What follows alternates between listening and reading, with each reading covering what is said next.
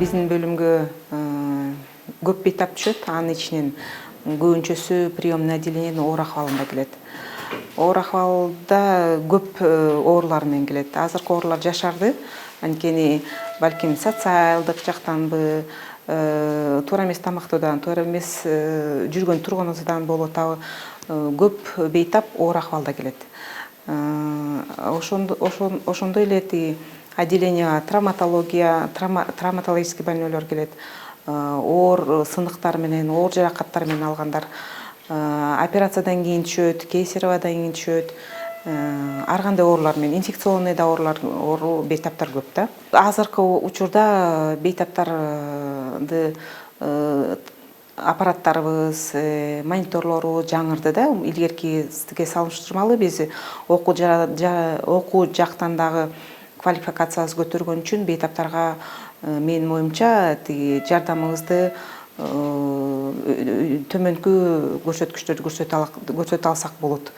Анткени тиги борбордогудай эле азыркы биздин отделениеда көп нерселерди жасасак болот да. Буюрса эми жакынкы арада эми каталап ачылса да, ага дагы буюрса тиги ушул жерден эле тиги бейтаптарга, жанагы инфаркт, инсульт алгандарга ошолорго жардам берсек болот да. Бейтаптардын состояниясы стабилдаштырылганда биз же отделениеге которуп беребиз, аябай чечилбеген маселелер болсо аларды борбор шаарына Бишкекке которуп беребиз. Бирок колдон келишинче эле ушул жактан дартын аныктап, дартын тиги өзүнө түшүндүрүп, анан ушул жерден эле дарылап бергенге аракет кылабыз да.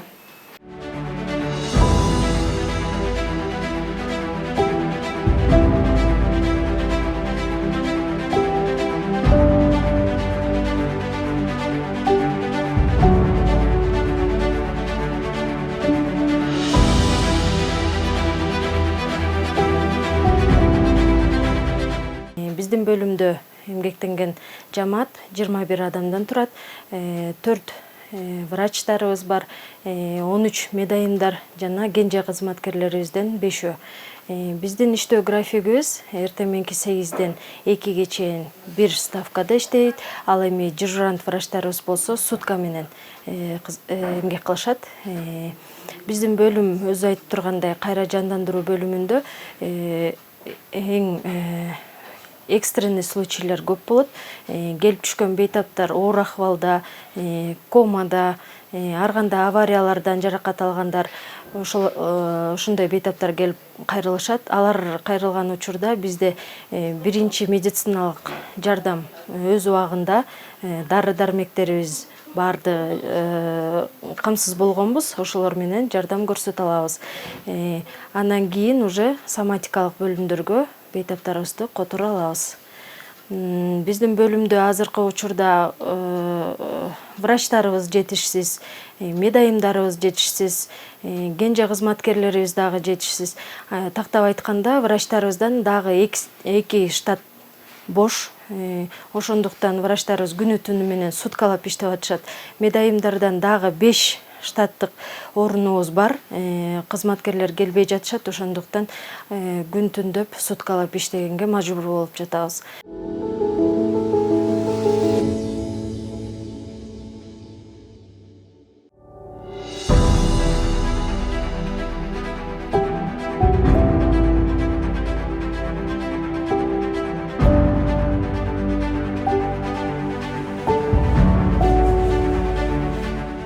Жандандыруу бөлүмү биздин Балыкчы шаарынын бейтапканасында тынымсыз иштеп келет, үзгүлтүккө учурабайт иштөөсү.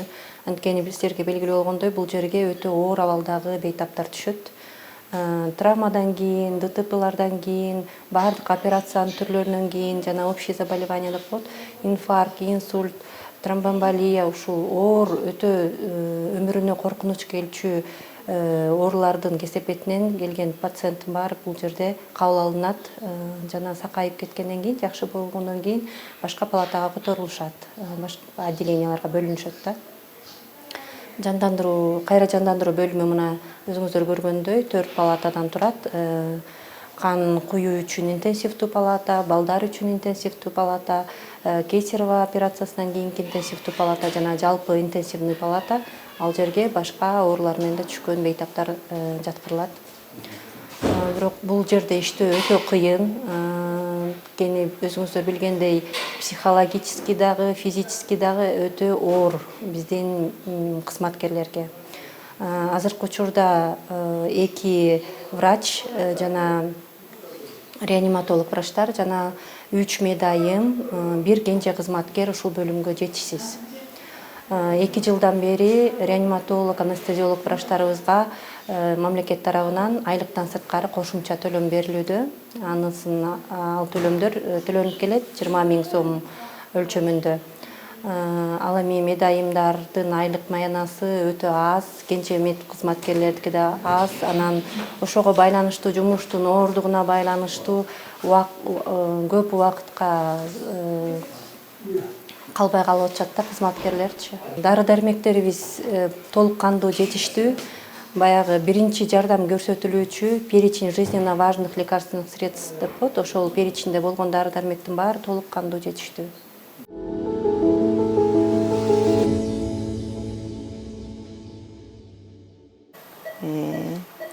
Деп чоңураак ачсаң, десең, ичиң жакшы эле. Тонуска келген жок. Белка нету экен. Белка нет, отеков нету. А давление сколько? Давление просто поликлиникада 160 экен, бирок биз тияктан 150 деп жазып турду. Сеники 160 деп айтып атпайсың, 150 экен да, 150-80 экен. А так у нее неврологический статус спокойный эле. Можно ее Тогда переводить болот. гестационная гипертензия деп эле которуп беребиз. Белка в моче медину нету. вызывай и это переводи. Поэтому КТ спокойный экен. Ну, хорошо, самое главное, что белка нету. И отеков нету. А давление сейчас канча деп атат? Түштү уже. 104/60. Даже. А срок у тебя какой беременности? 34 недельки. 34, ну рано тебе еще. Да, поэтому для пролонгирования беременности или роддом более переведем. и Пусть всё. полежит там несколько дней, и потом это. Да, все. Пуз беременная кызыбыз, 5-я беременность, 4-й роды, буюрса болот да. Поступила с головных болей нету, но давление мен келди, ЦСМ келди. Там бизге из-за того, что давление высокое келди. А так она в неврологическом статусе спокойная экен, головных болей нету, отеков нету. Жакшы эле. Буюрса которобуз. Бул бала негизи эме экен, пришел с низким давлением, наоборот, с тахикардией. У него подозреваем тромбоэмболия легочной артерии. Да? Сейчас анализы в работе. Но у него нефротический синдром да бар экен, мембранозная нефропатия деп коюлуптур да диагноз.